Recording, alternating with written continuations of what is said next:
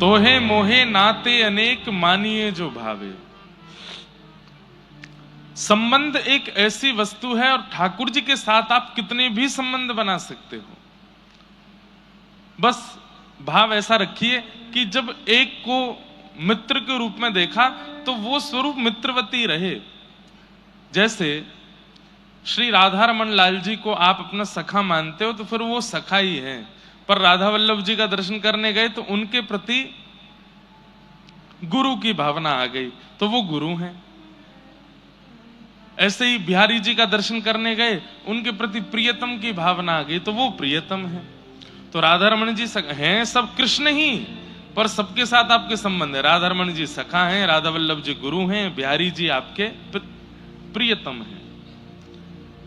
गिरिराज जी गए, गोवर्धन गए तो वहां ठाकुर जी को देख करके आपको पिता की भावना हुई तो वो ठाकुर जी आपके पिता हैं श्री कृष्ण ही सब रूपों में। पर आप जितने चाहो उतने संबंध ठाकुर जी से बनाओ। पर एक बात सुनिएगा, बहुत सावधानी से सुनिएगा। संबंध बनाना बहुत आसान होता है, निभाना थोड़ा कठिन है। संसार में भी आप किसी व्यक्ति से संबंध यदि बनाते हैं तो उसको भी निभाना तो कठिन होता है ना। ठाकुर जी के साथ निभाना और कठिन है। क्यों कठिन है? क्योंकि आपने एक बार ठाकुर जी को जिस भाव से देख लिया, ठाकुर जी फिर उस भाव को पूर्ण रूपेण स्वीकार कर लेते हैं और फिर आप एक दिन जाकर के उस संबंध को भूल जाते हो तो ठाकुर जी को बहुत कष्ट होता है। आपने ठाकुर जी को सखा मान लिया और कहीं आपने 10-15 साल बाद सखा का भाव, सखा का धर्म नहीं निभाया तो ठाकुर जी को फिर गुस्सा आता है कि तो सखा बनाया क्यों जब निभाना नहीं था। तो संसार के लोगों से आप नहीं निभाओगे तो संसार के लोग कुछ नहीं कहेंगे, लेकिन ठाकुर जी से नहीं निभाओगे तो ठाकुर जी नाराज हो जाते हैं। इसलिए ठाकुर जी से संबंध बनाइए बहुत सोच समझ के, और जब बन जाए तो फिर उसको निभाइए। श्री रामानुजाचार्य जी के दक्षिण भारत में ठाकुर जी के साथ में 4 संबंध हैं: पिता, पुत्र, गुरु और शिष्य। बहुत ध्यान से सुनिएगा।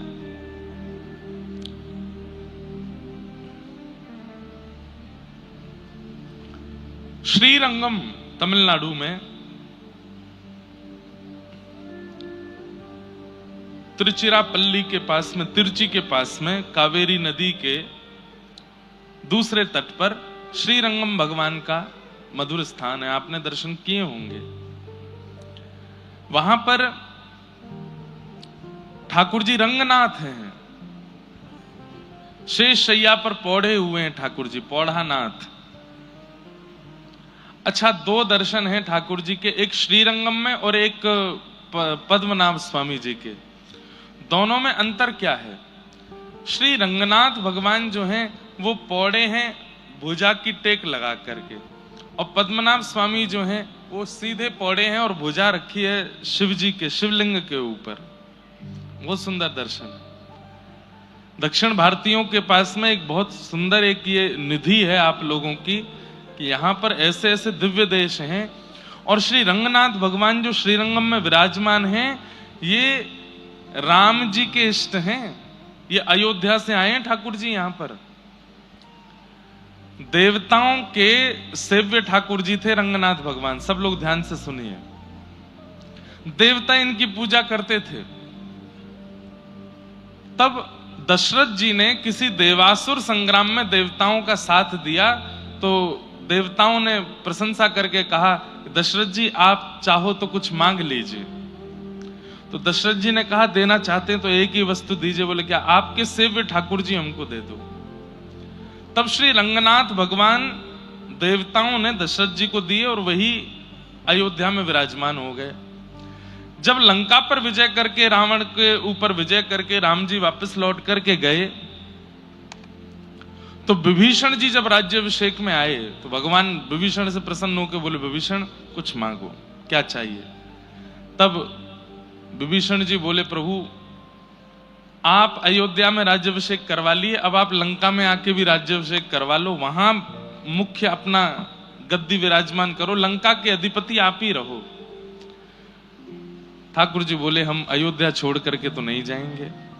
तो बोले फिर मैं आपके दर्शन के बिना रह नहीं पाऊंगा, नित्य आपका दर्शन हो ऐसी कोई विधा दे दो। तब दृष्टि पड़ी रंगनाथ भगवान पर, तो विभीषण जी ने कहा इनको हमें दे दो, ये आप जैसे ही हैं। ठाकुर जी बोले ये हमारे सेव्य ठाकुर जी हैं, घर के ठाकुर जी हैं। बोले नहीं नाथ अब यही दे दो। तब भगवान ने कहा ठीक है इनको ले जाओ।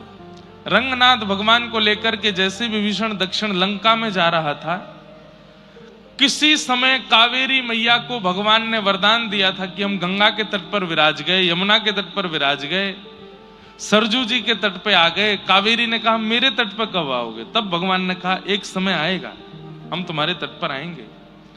और जैसे ही विभीषण लंका की ओर लेके जा रहे थे ठाकुर जी को, उसी समय कावेरी के तट से जब निकले, विभीषण जी को एक आवश्यक क्रिया के लिए जाना पड़ा। ठाकुर जी को जैसे ही विराजमान किया, लौट करके आए तो ठाकुर जी फिर वहां से उठे नहीं और कहे विभीषण अब हम यहीं रहेंगे। बोले कि मैं दर्शन कैसे करूंगा? बोले चिंता नहीं करो, हमारा जो मुख है वो दक्षिण की ओर है, लंका की ओर है। जब जब तुम अपने लंका में अपने अंतःपुर से दर्शन करोगे तो हमारे शिखर का दर्शन हुआ करेगा। इसलिए दक्षिण भारत में सबसे ऊंचा गौपुरम जो है वो श्री रंगनाथ भगवान का है। रंगम, श्री रंगम, श्री रंगम मंदिर भी इतना बड़ा है कि आधा वृंदावन आ जाएगा श्री रंगम मंदिर में। और अब तो वृंदावन बड़ा हो गया, पुराना वृंदावन तो पूरा ही आ जाएगा, इतना बड़ा मंदिर है श्री रंगनाथ भगवान। तो विभीषण की ओर मुख करके, लंका की ओर मुख करके रंगनाथ प्रभु विराजमान हो गए। और आज भी विभीषण कहते हैं कि लंका से ही दर्शन करता है श्री रंगम, श्री रंगनाथ भगवान का। तो श्री रंगनाथ भगवान, श्री वरदराज भगवान, वो तो सब संभवतः चेन्नई से ज्यादा दूर नहीं है। वरदराज भगवान, कांचीपुरम, श्री रंगनाथ भगवान, श्री वरदराज भगवान, श्री संपत कुमार भगवान और तिरुपति बालाजी। तिरुपति बालाजी लोग बाग कहने लगे, परंतु वास्तव में उनका मूल नाम तो वेंकटेश भगवान है। भूदेवी, श्रीदेवी, पद्मावती, तिरुपति, इसलिए उन्हें तिरुपति कहा गया। तो इन चारों से रामानुज स्वामी जी के चार संबंध हैं। श्री रंगनाथ भगवान को वो अपना गुरु मानते हैं रामानुज स्वामी जी, और रंगनाथ भगवान रामानुजाचार्य जी को अपना शिष्य मानते हैं। भगवान वहां पर गुरु रूप में हैं और रामानुजाचार्य जी शिष्य रूप में हैं। कांचीपुरम वरदराज भगवान, इनके प्रति रामानुजाचार्य जी का पिता का भाव है। वहां भगवान पिता हैं और रामानुजाचार्य जी पुत्र हैं। एक ही ठाकुर जी हैं लेकिन अलग अलग विधा में हैं। बेंगलोर के पास में संपत कुमार भगवान हैं, उनके प्रति रामानुजाचार्य जी का पुत्र का भाव है। ठाकुर जी वहां पुत्र हैं, रामानुजाचार्य जी वहां पिता हैं।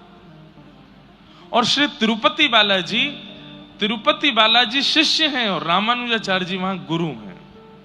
ये चार संबंध आचार्य चरण के चारों रूपों में हैं। बहुत पूरा रामानुजाचार्य जी का चरित्र सुनाना पड़ेगा, तब जाकर के चारों विधा पुष्ट हो पाएंगे।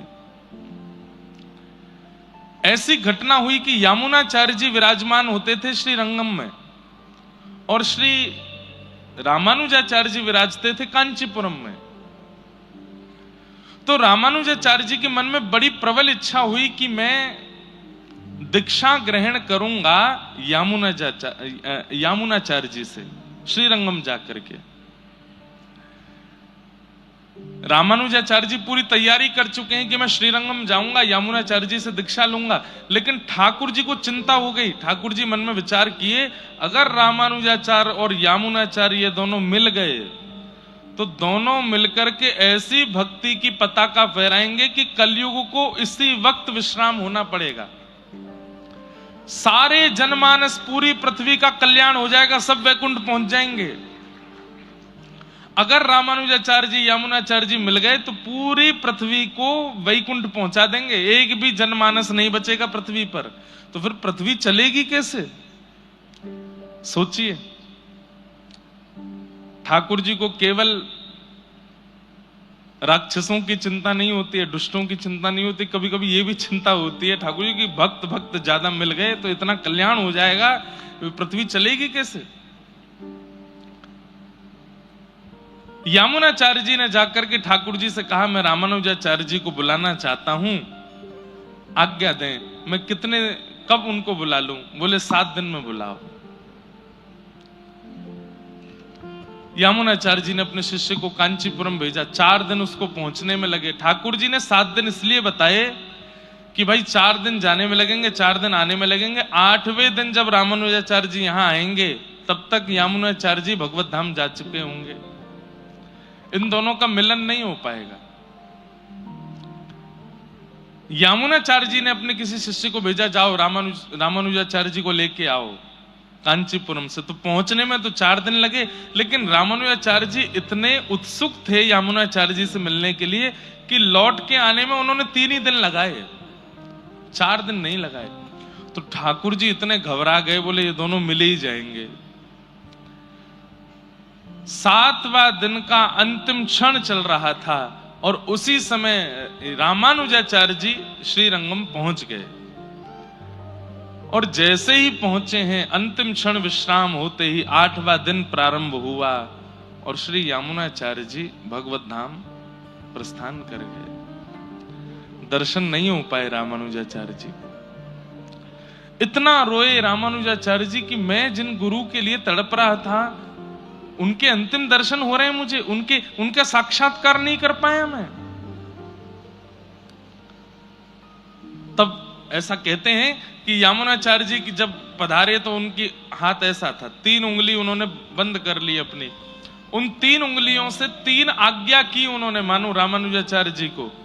तो रामानुजाचार्य जी ने तीनों आज्ञा बोल दी तो यामुनाचार्य जी की एक एक उंगली अपने आप खुलती चली गई और बिना जीवित अवस्था के भी रामानुजाचार्य जी को सत्संग मिल गया यामुनाचार्य जी का। लेकिन रंगनाथ भगवान से इतने नाराज हो गए रामानुजाचार्य जी, बोले आपने मेरे गुरु को मुझसे छीन लिया, आपने मेरे गुरु को मुझे दर्शन नहीं करने दिया, अब मैं वचन देता हूं कि मैं श्रीरंगम कभी नहीं आऊंगा। और ऐसा कहकर के रामानुजाचार्य जी वहां से चले गए। अभी तो प्रसंग में थोड़ा सुना रहा हूं, कभी अवसर मिले तो आप YouTube पर जयपुर की भक्तमाल कथा सुनना इस वर्ष की। उसमें रामानुजाचार्य जी, श्रीमद वल्लभाचार्य जी और श्री चैतन्य महाप्रभु, इन तीनों का चरित्र सुनाया, यथामति जैसी गुरुदेव की आज्ञा। उसमें बहुत विस्तृत प्रसंग है इसका। रामानुजाचार्य जी चले गए। वर्षों बाद ठाकुर जी को इतनी याद आई रामानुजाचार्य जी की, उन्होंने शिष्यों से कहा रामानुजाचार्य जी को लेके आओ। तो बोले वो तो नहीं आएंगे, वो तो वरदराज भगवान की सेवा में हैं और वो वचन देके गए कि मैं श्रीरंगम नहीं आऊंगा। तब रंगनाथ भगवान, अब देखो एक ही भगवान है, वही नारायण श्रीरंगम में, वही नारायण कांचीपुरम में, वही नारायण तिरुपति में, वही नारायण संपत कुमार है, लेकिन अलग अलग जगह पर बैठे हैं तो अलग अलग लीला कर रहे हैं। तो श्री रंगनाथ भगवान शिष्यों से कहते हैं कि तुम कांचीपुरम जाओ और कांचीपुरम में जो मेरा स्वरूप विराजमान है उसको संगीत बहुत प्रिय है। वहां के एक आचार्य हैं, उनके पुत्र बहुत अच्छा संगीत करते हैं, उनके द्वारा संगीत कराओ और संगीत का जब गायन वादन होगा तब मेरा वो स्वरूप प्रसन्न होकर के कहेगा वरदान मांगो, तब वरदान के रूप में रामानुजाचार्य जी को मांग के ले आना। तो श्रीरंगम से अद्भुत संगीत के पुरोधा एक गुरु के पुत्र गए और वहां कांचीपुरम में जाके उन्होंने इतना सुंदर संगीत गाया कि ठाकुर जी प्रसन्न होकर के बोले वरदान मांगो। बोले वरदान में आपके अति प्रिय रामानुजाचार्य जी को हमें दे दो। तब वरदराज भगवान ने रामानुजाचार्य जी को कहा कि मैंने वरदान में तुमको दिया है, अब तुम श्रीरंगम जाओ। तब आचार्य चरण श्रीरंगम आए, ठाकुर जी नृत्य करने लगे जब रामानुजाचार्य जी श्रीरंगम आए हैं। अद्भुत लीला है, अद्भुत कथा है। तो श्री रंगनाथ भगवान रामानुजाचार्य जी के गुरु हैं, वरदराज भगवान रामानुजाचार्य जी के पिता हैं, संपत कुमार भगवान रामानुजाचार्य जी के पुत्र हैं और तिरुपति बालाजी ये रामानुजाचार्य जी के शिष्य हैं, हमारे गुरु भाई हैं तिरुपति बालाजी। हम भी रामानुजी वैष्णव हैं, तो जब जाते हैं तो श्री तिरुपति बालाजी को प्रणाम करते कहते हैं गुरु भाई आप ठीक हैं, आनंद में हैं। क्यों? एक ही परंपरा है। तो ऐसा ये पूरा परंपरा और ऐसी ये पूरी पद्धति है, अद्भुत है। उसका अति विस्तार नहीं करूंगा, पर दक्षिण भारत के पास ये जो पृथ्वी के वैकुंठ हैं, आप लोगों को जाना चाहिए। हम तो बहुत दूर रहते हैं दक्षिण से, साल में एक बार आते हैं दर्शन करने के लिए, पर आप लोग यहीं रहते हो। आप लोगों के लिए तिरुपति बालाजी ही वृंदावन है, आप लोगों के लिए कांचीपुरम ही गोवर्धन है, आप लोगों के लिए पद्मनाभ स्वामी यही श्री यमुना जी हैं। ये संपूर्ण व्रजमंडल के रूप में ही आप यहां दिव्य देशों के दर्शन कर लिया करो, ये अद्भुत है। हम तो नहीं जा पाए, पर हमारी तरफ से कोई भी वेंकटेश भगवान को अगले 10 दिन 15 दिन के अंदर प्रणाम करे आना, और कह आना कि व्यास जी आए थे, उन्होंने कहा था, इसलिए उनकी तरफ से हम आपको प्रणाम करने के लिए आए हैं। बोलो लक्ष्मी वेंकटेश भगवान की। ऐसे निधि आपके दक्षिण भारत में है। हम लोग कल चरित्र सुन रहे थे श्री कबीर दास जी का, और कबीर दास जी के चरित्र में कल हम लोगों ने श्रवण किया कि ना तो उनकी काटापीटी करवा पाए, ना उनको मदरसे में पढ़ा पाए, किसी भी प्रकार की कोई भी क्रिया माता पिता अनुचित उनके साथ करवा नहीं पाए। और फिर हमने सुना कि एक दिन कबीर दास जी ने देखा कि माता जी चक्की पीस रही हैं, और तब उन्होंने कहा कि मां, ये संसार ही चक्की है, इसमें जो आता है वो पिस करके ही जाता है। तो मां ने कहा नहीं बेटा, बीच में एक जगह है जहां 2-4 बच जाते हैं। तो कबीरदास नाचने लगे, बोले ओहो, ये बीच में जो बच गए हैं 2-4 दाने, बोले मां पता है ये क्या है? बोले क्या? संसार रूपी चक्की में सब पिस रहे हैं, पर जो ठाकुर जी की शरणागति ले लेता है वो बच जाता है, जो गुरुदेव की शरणागति ले लेता है वो बच जाता है। और अब कबीर दास जी को एक दिव्य चिंता होने लगी। काय बात की चिंता? गुरु बिन कैसे गुण जागे, गुरु बिन कैसे गुण जागे। मुझ पर कृपा है, बहुत ध्यान से सुनिए। कबीर दास जी कह रहे हैं कि मुझ पर कृपा है कि मुझे बाल्यकाल से ही राम नाम प्रिय लगता है, मुझे बाल्यकाल से ही भक्ति भागवत प्रिय लगती है, परंतु गुरु नहीं है जीवन में।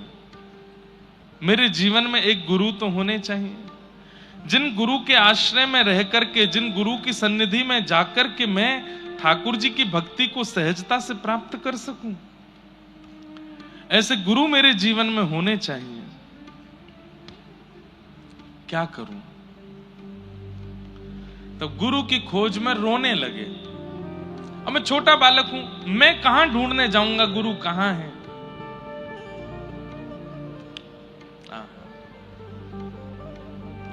बंधुओं, पहली बार जीवन में ऐसा हुआ है, ध्यान से सुनिए। हमेशा सुना गया कि गुरु की सन्निधि में गए हैं तब गुरु ने गोविंद के दर्शन कराए हैं, पर कबीर दास जी के साथ अद्भुत लीला हुई कि गोविंद ने आकर के गुरु का परिचय दिलाया है। गोविंद ने आकर के बताया कि तुम्हारे गुरु कौन है। कैसे? कबीर दास जी रोने लगे गुरु की याद में, और इतना रोने लगे, इतना रोने लगे। क्यों रो रहे हैं? आज मां ने डांटा कबीर को, क्यों? अरे बड़ी बड़ी ज्ञान की बातें करता है, जब हम पैदा हुए जग हंसे हम रोए, ऐसी करनी कर चलो हम हंसे जग रोए, बड़ी बड़ी बातें करता था, अब रो रहा है बेटा बेटा, क्यों रोता है? तब कबीर दास जी बोले इसलिए रो रहा हूं क्योंकि रोने से जिद पूरी होती है। मैं ठाकुर जी को अपने माता पिता मान करके उनसे रो रहा हूं संसार का बालक किसी वस्तु के लिए रोता है, खिलौने के लिए रोता है। मैं गुरु के लिए ठाकुर जी से रो रहा हूं कि मुझे गुरु बताओ, मेरे गुरु कौन है। इतना रोए कबीर दास कि आधी रात में आकाशवाणी करके ठाकुर जी को बोलना पड़ा। आकाशवाणी हुई आकाश से, अति ही गंभीर मति सरस कबीर हियो, लियो भक्ति भाव जाति पाति सब टारिये। छोटी सी अवस्था में अति गंभीर हैं कबीर दास। भाई न भवानी देह तिलक रमानी करो, करो गुरु रामानंद गरे माल धारिये। देखे नहीं मुख मेरो मानी के मले छमो को, जात नान गंगा कहीं मगतन डारिये। रजनी के शेष में आवेश सो चलत आप, परे पग राम कहे मंत्र सो विचारिये। ऐसी गुरु दीक्षा किसी की नहीं हुई होगी जैसी कबीरदास जी की हुई। ध्यान से सुनो, आकाशवाणी हुई, किसी को सुनाई नहीं दी, केवल कबीरदास जी को सुनाई दे रही है। बंधुओं, आकाशवाणी आज भी होती है। कभी कभी जब आप परम धार्मिक हो जाते हैं, परम सात्विक हो जाते हैं, परम निर्वैर निर्गुण हो जाते हैं, तो एकांत में जब आप बैठते हैं तब आपके मन में ऐसे विचार उत्पन्न होते हैं जो आपने कभी सुने नहीं, कभी कहे नहीं, कभी बोले नहीं। वो आकाशवाणी है। ठाकुर जी आज्ञा देते हैं, ठाकुर जी ही आपको आकर के कहते हैं कि तुम ऐसा करो। आपके मन में घर बनाने की इच्छा हुई, ये आकाशवाणी नहीं है। आपके मन में ब्याह करने की इच्छा हुई, ये आकाशवाणी नहीं है। आपके मन में कुछ धन कमाने की इच्छा हुई, ये आकाशवाणी नहीं है। पर इन सब संसार के विचार व्यवहार के बीच में आपके चित्त में कोई परम धर्म करने की इच्छा हो जाए, ऐसा करना चाहिए, ये आकाशवाणी है। खूब धन हो गया, घर बना लिया, गाड़ी खरीद ली, प्रॉपर्टियां खरीद ली, दुकानें बना ली, ऑफिसेस बना लिए, लेकिन धन अभी भी बहुत है। तो मन में बात आई, चलो कहीं एक आश्रम बनाते हैं जहां संत सेवा हो सके। अपना नाम नहीं देंगे उसमें, अपने प्रचार के लिए धर्म का कार्य कर रहे हो, वो भी आकाशवाणी नहीं है। मेरा नाम ना आवे लेकिन मेरी सेवा से कुछ परोपकार हो जाए, यह आकाशवाणी। मन में आधी रात बैठे थे और इच्छा प्रकट हो गई कि चलो तिरुपति बालाजी, मन तड़प रहा है दर्शन करने के लिए, यह आकाशवाणी है। ठाकुर जी तड़प रहे हैं आपको देखने के लिए। मन में इच्छा हो गई। हर बार तो गाड़ी से गए हैं ऊपर तिरुमला, अब की बार पैदल जाएंगे। और पैदल चल करके उत्साह में हंसते खेलते नाचते गाते हुए, यह आकाशवाणी है। आज तक कभी एकादशी का व्रत नहीं किया, लेकिन अचानक मन में इच्छा हो गई कि अब एकादशी करनी है। और एकादशी भार के रूप में नहीं, अरे व्रत है, मैं तो पिज्जा नहीं खा सकता, मैं तो आज रोटी नहीं खा सकता, अरे मेरे मित्र का जन्मदिन है, मैं तो इसमें कुछ खा नहीं सकता। नहीं, इतने उत्साह में आकर के आप एकादशी करते हैं कि आज तो मेरी एकादशी है, परम प्रसन्न होकर के व्रत करते हैं। यह आकाशवाणी के द्वारा की गई क्रिया है। जीवन व्यतीत हो गया, अब इच्छा हो गई कि गुरु जीवन में आने चाहिए, और जिनकी वाणी, जिनका स्वरूप, जिनकी उपस्थिति से चित्त पवित्र हो रहा है, ऐसे किसी का चिंतन करके मन में भाव आ जाए कि इनसे दीक्षा चाहिए, यह आकाशवाणी है। आकाशवाणी मतलब क्या है? भगवान के प्रति जो प्रेरणा आपके चित्त में प्रकट होती है, वो आकाशवाणी से होती है, ठाकुर जी की कृपा से होती है। आपकी मन की वाणी तो संसारी क्रिया कराती है, ये आकाशवाणी है, हरिवाणी है, जो आपको भगवत मार्ग की ओर ले जाती है। हम चेन्नई में रहते हैं, व्रज बहुत दूर है यहां से, बार बार नहीं जा सकते, तो क्या करें, अपने घर को ही व्रजमंडल बना लेते हैं, अपने घर को ही अष्ट सखियों की महल, अपने घर को ही श्री ठाकुर जी का निकुंज बना लेते हैं। प्रवेश करने से अंत तक ऐसा लगे कि ये व्रज का ही कोई गांव है, ऐसी भावना से घर का निर्माण कर दिया। ये आकाशवाणी। तो आकाशवाणी आज भी होती है। भगवत कार्यों के प्रति जो आपके चित्त में प्रेरणा जागृत होती है, वो आकाशवाणी से ही होती है। आकाशवाणी करके केवल कबीरदास जी को बता दिया। क्या बताया? भई नभवानी देह तिलक रामानी, करो करो गुरु रामानंद गरिमाल धारिये। आकाशवाणी हो गई। बोले ए कबीर रो नहीं, तुम्हारे गुरु मिल गए हैं। बोले कौन है मेरे गुरु? बोले काशी में विराजमान श्री रामानंदाचार्य जी महाराज, यही तुम्हारे गुरु हैं। रामानंदाचार्य जी का नाम सुनते ही कबीरदास जी घबरा गए। बोले अरे रामानंदाचार्य जी तो म्लेच्छों का मुख भी नहीं देखते। पूरे काशी में हल्ला यही है कि मैं म्लेच्छ हूं, मेरे माता पिता म्लेच्छ हैं। वो तो म्लेच्छों का मुख भी नहीं देखते हैं, फिर मेरी दीक्षा कैसे होगी उनसे? अब देखो आकाशवाणी एक एक क्रिया बता रही है। क्या? बोले भई नभवानी दे तिलक रमानी। बोले तुम एक काम करो। बोले क्या? अपने अंग पर तिलक धारण करो, सिर पर रामानंदी तिलक धारण करो, 12 तिलक अंग पे धारण करो, और क्या करो? गले माला धारिये, गले में कंठी माला पहन लो, तिलक धारण कर लो और श्री रामानंदाचार्य जी के पास चले जाओ। बोले देख नहीं मुख मेरो मानिके मिलेच्छ मोको, मेरा मुख नहीं देखेंगे वो मिलेच्छ जान के। जात नान गंगा कही मन तन डारिये। अरे वो किसी मिलेच्छ का मुख देख भी लेते हैं तो तुरंत गंगा स्नान करने जाते हैं, वो मुझे दीक्षा कैसे देंगे? तब आकाशवाणी कहती है ध्यान से सुनो कबीर, क्या करना है। रजनी के शेष में आवेश सो चलत आप, कहीं भोर होकर के म्लेच्छों का मुख ना देखना पड़ जाए, इसलिए रामानंदाचार्य जी आधी रात में गंगा स्नान करने जाते हैं। ध्यान से सुनिएगा, आकाशवाणी बता रही है। बोले ऋषि रामानंदाचार्य जी आधी रात में गंगा स्नान करने जाते हैं, लगभग 2-3 बजे गंगा स्नान करने जाते हैं कि कहीं किसी म्लेच्छ का मुख ना देखना पड़ जाए। बंधुओं, भारत पर अंग्रेजों ने शासन किया, अंग्रेजों से पहले मुसलमानों ने शासन किया, मुसलमानों से भी पहले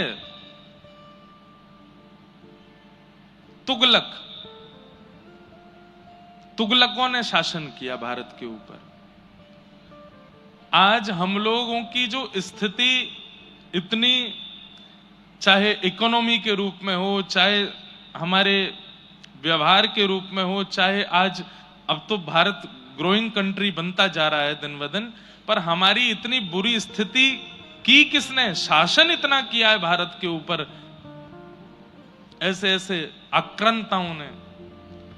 श्री रामानंदाचार्य जी के चरित्र में आता है कि अगर रामानंदाचार्य जी पृथ्वी पर नहीं आते तो भारत की दशा आज जो है इससे भी ज्यादा बुरी हो गई होती। क्यों? म्लेच्छों को, तुगलकों को जितना इन्होंने परिवर्तित किया, जितना इन्होंने ज्ञान दिया, जितना इन्होंने भगाया भारत से, उतना कोई आचार्य नहीं भगा पाए। इसलिए रामानंदाचार्य जी बड़े पूजनीय हैं। सब आचार्य पूजनीय, साक्षात राम जी ही रामानंदाचार्य जी के रूप में आए। तो बोले कि वो सुबह स्नान नहीं करते हैं गंगा जी में, रात में स्नान करने जाते हैं, कहीं म्लेच्छों का मुख ना देखना पड़ जाए। इसलिए तुम क्या करो? बोले क्या करूं? बोले जहां रामानंदाचार्य जी रहते हैं वहां से गंगा जी के नीचे उतरने वाली घाट की जो सीढ़ियां हैं वहीं पे सो जाओ और उल्टे सो जाना, लेट जाना। जैसे ही वो नीचे उतरेंगे उनका चरण तुम्हारे अंग पर पड़ेगा और उनके मुख से जो शब्द निकलेगा उसी को गुरु मंत्र मान लेना, हो जाएगी तुम्हारी दीक्षा। रजनी के शेष में आवेश सो चलत आप, पैर पग राम कही मंत्र सो विचारी है। देरी मत करो, जल्दी करो। आधी रात का समय, तुरंत श्री कबीरदास जी ने स्नान किया, 12 तिलक अपने अंग पर धारण किए, गले में कंठी माला पहन ली, जो गुरु प्रदान करते हैं वो अपने आप धारण कर लिया। पहुंच गए पंचगंगा घाट, जहां श्री रामानंदाचार्य जी निवास करते थे, और जहां से घाट के लिए नीचे सीढ़ियां जाती हैं वहीं जाकर के लेट गए। सीधे नहीं लेटे, पट्ट लेटे, उल्टे लेटे। क्यों? मेरा मुख देखेंगे तो कहीं म्लेच्छ जान करके अपशब्द ना बोल दें, इसलिए मुख नहीं दिखाऊंगा। लेट गए। रामानंदाचार्य जी निकले और बड़ी तीव्रता से जाते थे कि कहीं मैं स्नान करके लौटाऊं, इस बीच में कोई म्लेच्छ ना आ जाए। और जैसे ही रामानंदाचार्य जी सीढ़ियों से उतरने लगे, इतने में ही चरण पड़ा, और कबीर दास जी के ऊपर जैसे ही चरण पड़ा, रामानंदाचार्य जी को लगा पता नहीं कौन आ गया नीचे। जोर से उछल करके चिल्लाने लगे, राम राम राम राम राम राम राम राम। तुरंत कबीर दास जी ने प्रणाम किया और सुन करके मधुर वाणी अपने गुरुदेव को चुपके से देख करके वहां से भागे, नाचने लगे, नृत्य करने लगे, नेत्रों से अविरल अश्रुधार बहाने लगे। पायो जी मैंने राम रतन धन पायो जी। ये पद तो मीराबाई का है, पर कबीरदास जी की जो स्थिति है उसमें फिट हो रहा है, इसलिए मैं गा रहा हूं। पायो जी मैंने राम रतन धन पायो जी मैंने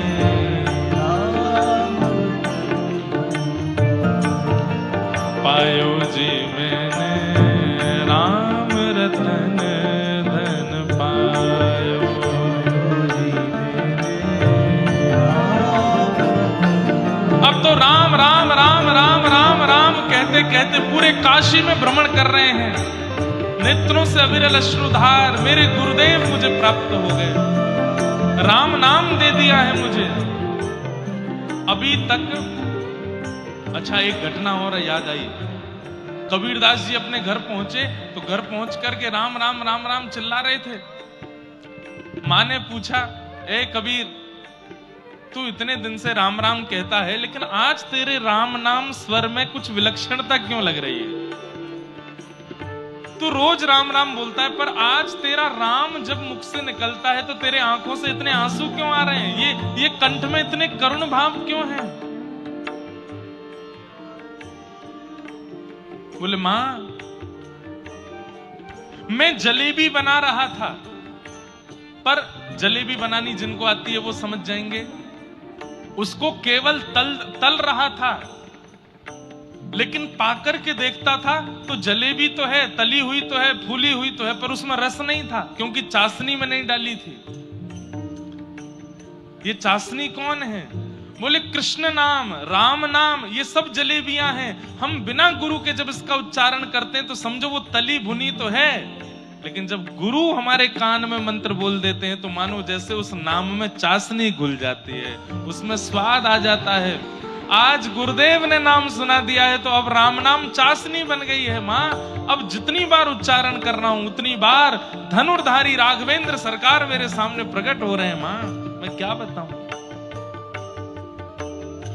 वस्तु अमोलक दई मेरे सदगुरु, वस्तु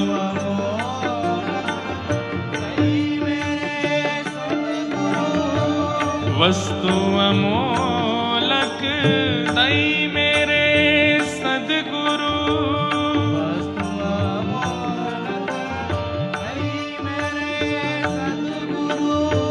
कृपा कर अपना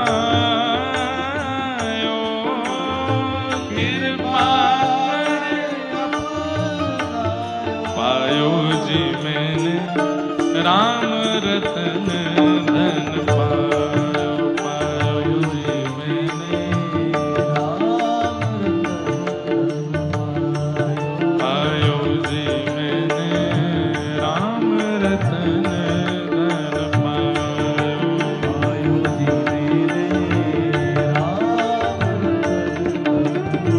और मां, दुनिया के लोग कैसी वस्तु देते हैं, उसका खर्च होने का, लूटने का भय रहता है, लेकिन मेरे गुरुदेव ने ऐसी वस्तु दी है, आहा।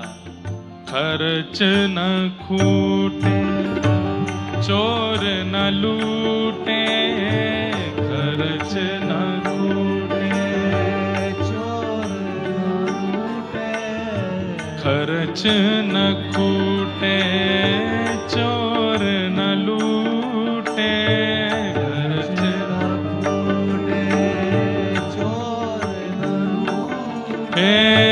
दिन दिन बढ़त सवायो,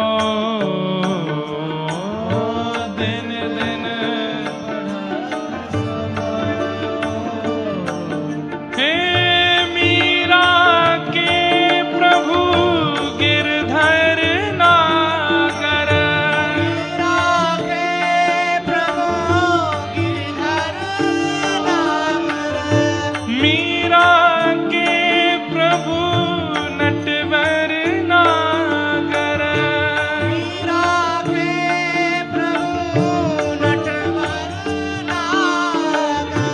हरस हरस जस गायो,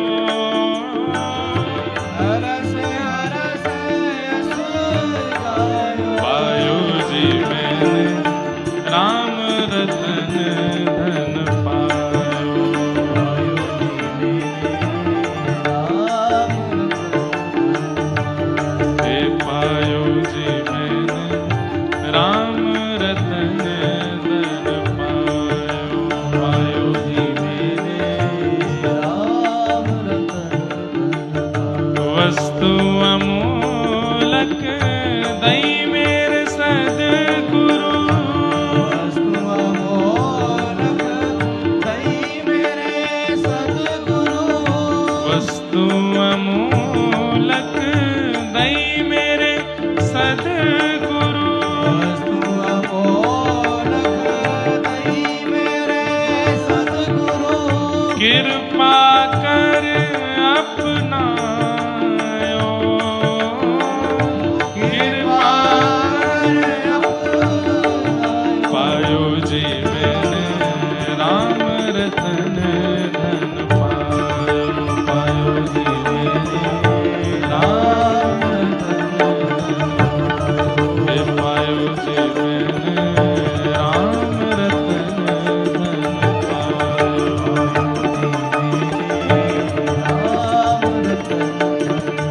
हे पायो जी मैंने राम रतन धन पायो,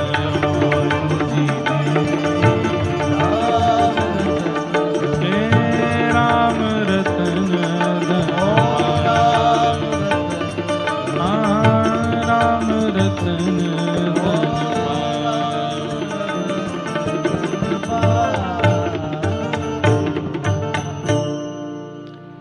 ऐसे आकाशवाणी के द्वारा आपकी गुरु दीक्षा श्री रामानंदाचार्य जी से संपन्न हुई।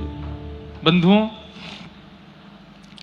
श्री कबीरदास जी अब तो तिलक धारण कर लिए, गले में कंठी माला पहन लिए, अब तो प्रेम से राम नाम और ऊंचे स्वर में गाते थे, खूब भाव से भजन करते थे।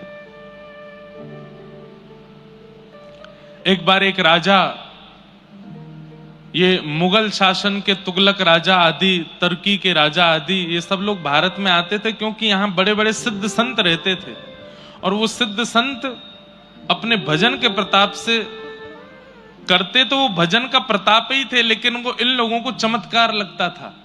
मरे हुए को जीवित कर देना, बिना धन के, बिना किसी के बड़े बड़े महल खड़े कर देना, ऐसे ऐसे सब क्रिया। सिद्धों की भूमि थी भारत, आज भी है, आज भी बड़े बड़े सिद्ध रहते हैं भारत में। तो ये सब लोग चमत्कार देखने के लिए आते थे भारत में। कबीरदास जी धीरे धीरे थोड़े बड़े हो गए, इनके ब्याह आदि भी हो गए। इनके एक पुत्री थी और एक पुत्र था। वे दोनों भी इनके वास्तविक पुत्र पुत्री नहीं थे। उनके विषय में भी कथा आती है कि एक बार एक राजा यहां पर चमत्कार देखने के लिए आया, तो राजा ऐसे नहीं कहते कि चमत्कार दिखाओ, कोई परिस्थिति बिगड़ी दिखती तो वहां ले जाके सिद्धों से बोलते कि इसको सही करके दिखाओ, नहीं तो हम तुमको मार देंगे। तो एक बालक, उसकी गंगा जी स्नान करते समय मृत्यु हो गई, और जैसे ही उसकी मृत्यु हुई तो मृत्यु के बाद में खूब वैद्यों ने भी प्रयास किए, बड़े बड़े लोगों ने आकर के उसको जीवित करने का प्रयास किया, कोई जीवित नहीं कर पाया। कबीरदास जी बड़े सिद्ध थे, नाम था इनका, तो राजा ने इनसे भी कहा कि बताओ, इसको जीवित करके दिखाओ, नहीं तो हम तुम्हारे प्राण हरण कर लेंगे। तो कबीरदास जी महाराज गए और जाकर के उस शव, फूल गया था पानी में उस बालक का शव, कबीरदास जी सामने खड़े होकर के बोले, राम नाम के प्रभाव से तुम जीवित हो जाओ। नहीं हुआ जीवित। काशी में भजनानंदियों के प्रभाव से तुम जीवित हो जाओ। नहीं हुआ जीवित। दो चार बातें और कहीं, उनसे जीवित हो जाओ। नहीं हुआ जीवित। अंत में कबीरदास जी बोल गए, मुझ कबीर के भजन के प्रभाव से जीवित हो जाओ। जैसे ही कहा तुरंत वो बालक जीवित हो गया, उठ करके बैठ गया। और देख करके महाराज सब लोग आश्चर्यचकित हो गए। कबीरदास जी भी बोले, वाह ठाकुर, क्या तुम्हारी लीला। मैंने कहा तुम्हारे नाम से जीवित हो जाओ, तो नहीं हुआ, मेरे नाम से जीवित कर दिया उसको। मानो ठाकुर जी परीक्षा ले रहे हैं, देखें कबीरदास को अपने ऊपर अभिमान होता है कि नहीं। पर नहीं, कबीरदास जी को अभिमान नहीं है।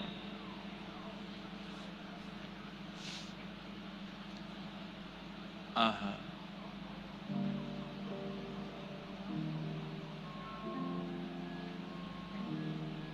ऐसे ही उसको अपना पुत्र माना। एक राजा की पुत्री मर गई, उसको भी इन्होंने अपनी कहानी से जीवित कर दिया, तो फिर वही इनकी पुत्री हुई। ऐसे इनके दो, एक पुत्र एक पुत्री हुई। कबीरदास जी की साखी और दोहे पूरे विश्व को बड़े प्रसिद्ध हैं, परंतु एक बात कई लोगों के मन में आती है कि श्री कबीरदास जी महाराज वो केवल ज्ञान परक भक्त थे, भाव परक भक्त नहीं थे। मतलब जैसा मैंने कल बताया कि भक्तिमती मीराबाई, गोस्वामी तुलसीदास जी महाराज, सूरदास जी महाराज, कुंभनदास जी महाराज, ये सब ठाकुर जी के प्रेम स्वरूप के भक्त हैं। इन्होंने ठाकुर जी के यश को खूब गाया। कबीरदास जी ने ठाकुर जी का यश नहीं गाया, ठाकुर जी का नाम जपो, यही यश गाया। और कबीरदास जी की भक्ति में एक विशेष बात और है, बाकी के सब भक्त दूसरों को समझाते हैं, कबीरदास जी किसी को नहीं समझाते, खुद को समझाते हैं, अपने मन को ही समझाते रहते हैं। रे मन राम भजो, अपने ही मन को समझाया कबीरदास जी ने, दूसरों को नहीं समझाया। कबीरदास जी के इस भाव से पता चलता है कि कबीरदास कह रहे हैं कि भाई दूसरों को ज्ञान बाद में दीजिएगा, पहले खुद को समझाइए, पहले खुद को सुधारिए। तुम सुधर जाओगे, पूरा विश्व सुधरने लगेगा। खुद को संभालो। तो कबीरदास जी के विषय में एक बात सबके मन में आती है कि वे ज्ञान परक भक्त थे, भाव परक नहीं। वो भक्ति नहीं करते थे। ठाकुर जी की प्रेम लक्षणा भक्ति में उनकी ज्यादा रुचि नहीं थी। ऐसी भावना लोगों के चित्त में उनके दोहे, शाकी, पद आदियों को पढ़ करके समझ आती है। पर ऐसा ही एक अपराध हो गया हमारे व्रज के रसिक महात्मा से। हमारे व्रजमंडल में सप्त निधियों में जो पांचवी निधि है, पांचवी निधि कौन से हैं? गोविंद देव, मदन मोहन, गोपीनाथ, राधा रमन और फिर जुगल किशोर। जुगल किशोर जी को किसने प्रकट किया? जुगल किशोर को लाड़ लड़ायो, नवल कुंज ही माही, कुंज निकुंजन की रज धारे, हरि व्यास युगल यश गाय, वृंदावन प्यारो वृंदावन। जुगल किशोर जी को किसने प्रकट किया? हरिराम व्यास। उनका एक बड़ा प्रसिद्ध पद सब पूरी दुनिया गाती है, किशोरी तेरे चरणन की रज पाऊं, जारज को ब्रह्मादिक तरसत, सूरज शीश चढ़ाऊं, किशोरी तोरे चरणन की रज पाऊं। हरिराम व्यास जी का ये पद है। इनका एक पद हम भी अपनी कथा में गाते हैं, वृंदावन सांचो धन भैया, आतुर वन में व्यास पुकारे, है को रसिक सुनैया, वृंदावन सांचो धन भैया। वृंदावन के अनन्य रसिकों में इनका नाम आता है। हितवंश महाप्रभु जी ने इनको आशीष देकर के, दीक्षा देकर के आज्ञा दी है कि नित्य प्रिया प्रियतम तुम्हारी गोद में किलोल करेंगे। ऐसे श्री हरिराम व्यास जी। और बाकी सबके लिए तो अकेले ठाकुर जी प्रकट हुए, हरिदास जी के लिए बिहारी जी प्रकट हुए, भले ही वो युगल ही एक होकर के आए हैं। राधा वल्लभ जी हितवंश महाप्रभु के लिए प्रकट हुए, राधा रमन जी गोपाल भट्ट गोस्वामी के लिए प्रकट हुए, गोविंद देव जी रूप गोस्वामी, मदन मोहन जी सनातन गोस्वामी, मधु पंडित के लिए गोपीनाथ हुए, लेकिन हरिराम व्यास जी के लिए तो जुगल प्रकट हुए, राधा सहित ठाकुर जी प्रकट हुए, इसलिए जुगल किशोर नाम। इतने बड़े रसिक, उनके प्रसंग में आता है,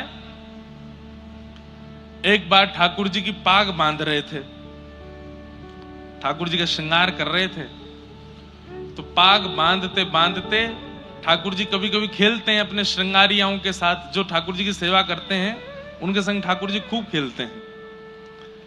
कभी अपने मुकुट उतार के फेंक देंगे, कान के कुंडल उतार के फेंक देंगे, बिल्कुल नाप के पैमाने का वस्त्र सिलवाया होगा लेकिन छोटा पड़ जाएगा, कभी बड़ा पड़ जाएगा।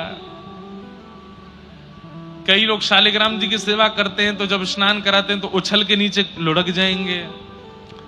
लड्डू गोपाल जी स्नान करते करते 3-4 बार लुढ़क जाएंगे, खूब खेलते हैं ठाकुर जी। तो हरिराम व्यास जी के संग ठाकुर जी खेल रहे थे, कैसे?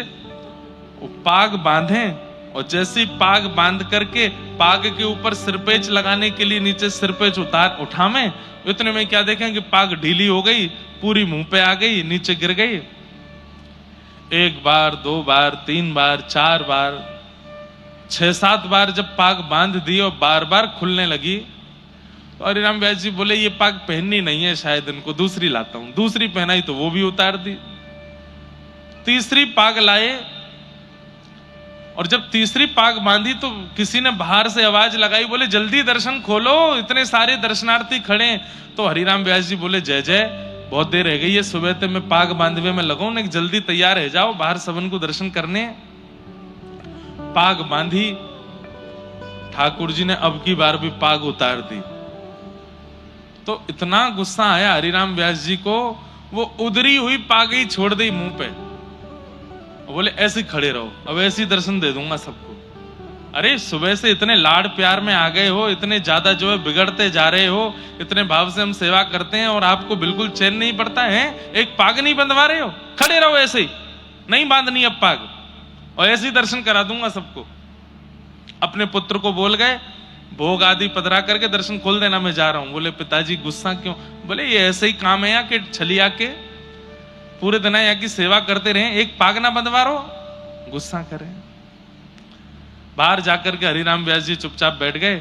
थोड़ी देर बाद भोग प्रसाद होने के बाद जैसे ही पर्दा खुले, आहा, लोग बाग जय जयकार करने लगे, मनोहर झांकी, मधुर झांकी, आहा, आज ठाकुर जी कितने सुंदर लग रहे हैं, आज ठाकुर जी कितने प्यारे लग रहे हैं।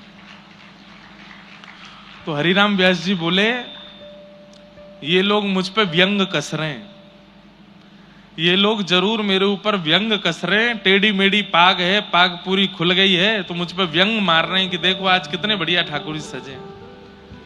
कोई दर्शनार्थी बाहर आया रोता रोता, बोले व्यास जी आज की झांकी तो नेत्रों से जा ही नहीं रही है। बोले सच बता? बोले और नहीं। बोले उधरी वही पाग में तुमको बड़ी बढ़िया लग रहे हैं ठाकुर जी।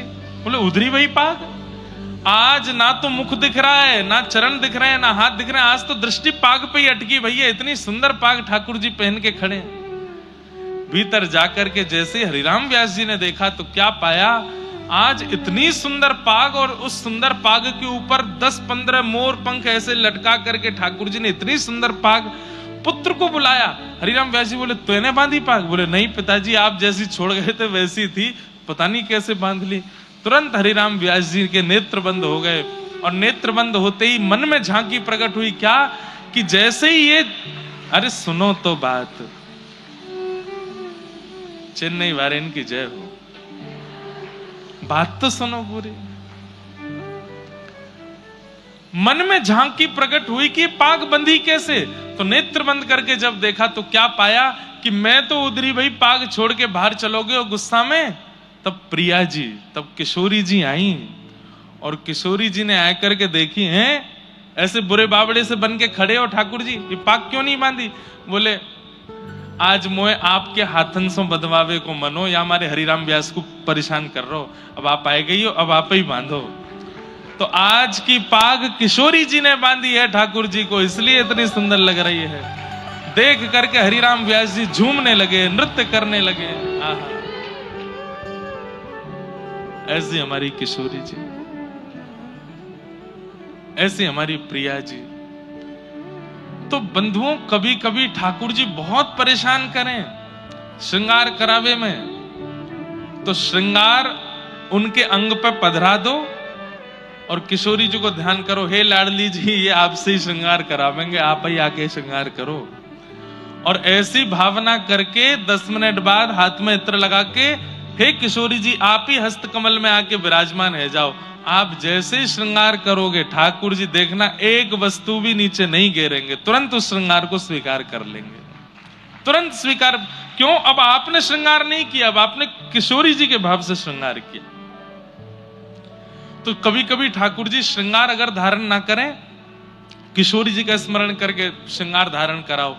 कभी कभी किशोरी जी के भाव से भी श्रृंगार धारण नहीं करेंगे तो यशोदा जी के भाव से श्रृंगार करो, हे यशोदा मैया आप ही हस्त कमल में आ जाओ, आप ही श्रृंगार करो। फिर श्रृंगार करोगे ठाकुर जी, रोज नहीं।